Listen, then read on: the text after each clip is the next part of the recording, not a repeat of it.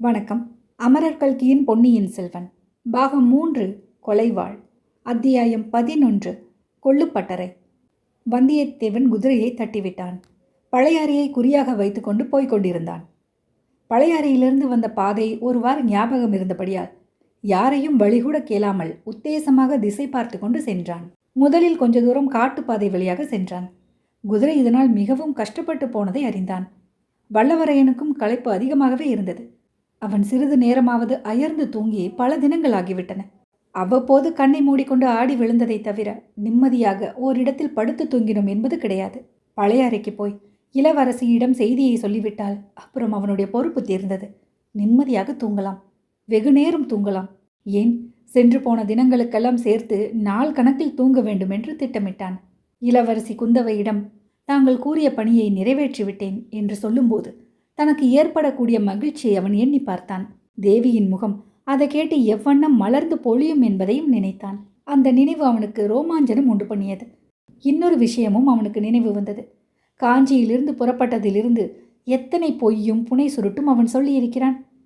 அவசியம் நேரிட்டதனால்தான் கூறினான். ஆயினும் அதையெல்லாம் நினைக்கும்போது அவனுக்கு உள்ளமும் உடலும் குன்றி போயின. இளவரசர் அருள்மொழிவர்மரோடு சிறிது காலம் பழகியதனால் அவனுடைய மனப்போக்கே மாறி போயிருந்தது. ராஜரீக காரியங்களில் ஈடுபடுகிறவர்களுக்கு சாணக்கிய தந்திரங்கள் தெரிந்திருக்க வேண்டும் என்று அவன் கருதியிருந்தான். அத்தகைய ராஜரீக தந்திரங்களின் மூலமாக அவனுடைய முன்னோர்கள் இழந்துவிட்ட ராஜ்யத்தை திரும்பப் பெறலாம் என்ற ஆசையும் அவனுக்கு இருந்தது. அந்த எண்ணமெல்லாம் இப்போது மாறிவிட்டது. இளவரசர் அருள்மொழிவர்மரின் நேர்மையையும் சத்திய தீரத்தையும் பார்த்த பிறகு அவனுக்கு பொய் புனை சுருட்டுகளில் வெறுப்பே உண்டாகிவிட்டது. அவரை காப்பாற்றுவதாக எண்ணிக்கொண்டு மந்திரவாதியின் காது கேட்க நேற்றிரவு அவன் கூறிய பொய்யையும் எண்ணிக்கொண்டான்.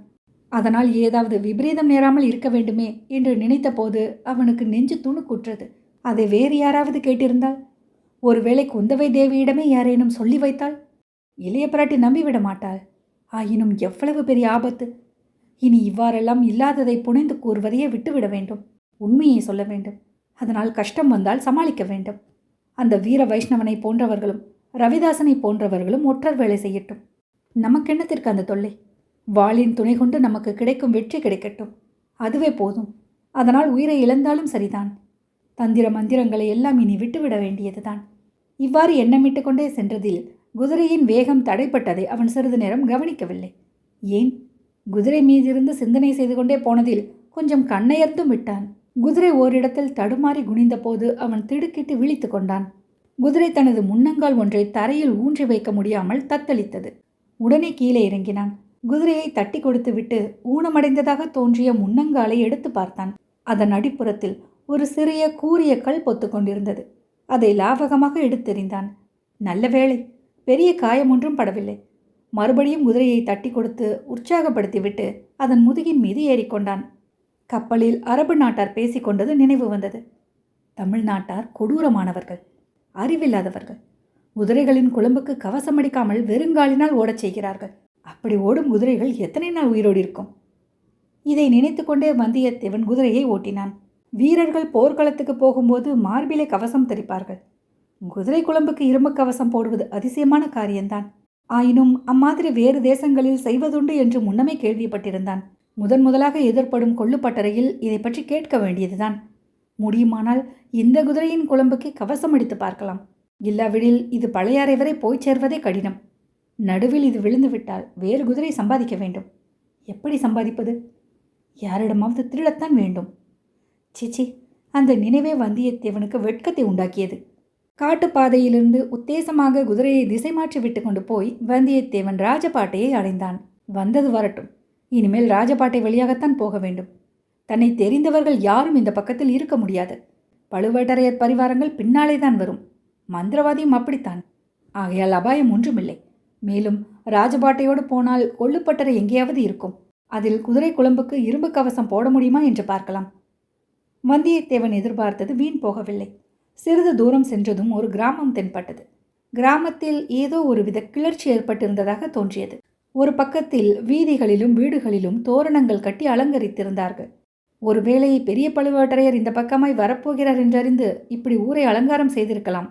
பழுவேட்டரையரும் அவர் பரிவாரமும் வருவதற்குள் தான் வெகு தூரம் போய்விடலாம் என்பது நிச்சயம். மற்றொரு பக்கத்தில் கிராமத்து ஜனங்கள், ஸ்திரீகள், புருஷர்கள், வயோதிகர்கள், சிறுவர் சிறுமிகள் அனைவரும் அங்கங்கே கும்பல் கும்பலாக நின்று கவலையுடன் பேசிக் கொண்டிருந்தார்கள்.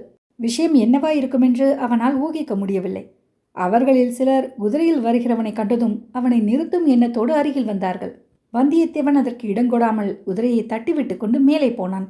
வீண் வம்புகளில் அகப்பட்டு கொள்ள அவன் இஷ்டப்படவில்லை. கிராமத்தை தாண்டியதும் சாலை ஓரத்தில் கொள்ளுப்பட்டறை ஒன்று இருக்க கண்டான். அதை கடந்து மேலே செல்ல அவனுக்கு மனம் வரவில்லை. குதிரையை நிறுத்திவிட்டு பட்டறைக்குள் சென்றான்.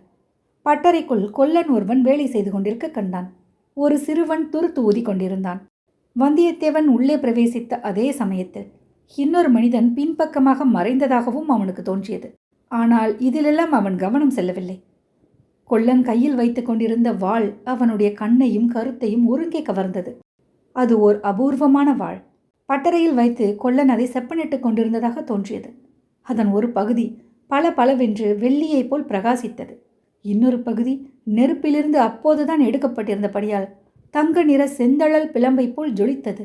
வாள் என்றால் இதுவல்லவா வாள் என்று வந்தியத்தேவன் தன் மனதிற்குள் எண்ணி வியந்தான். அத்தியாயம் 11 நிறைவுற்றது.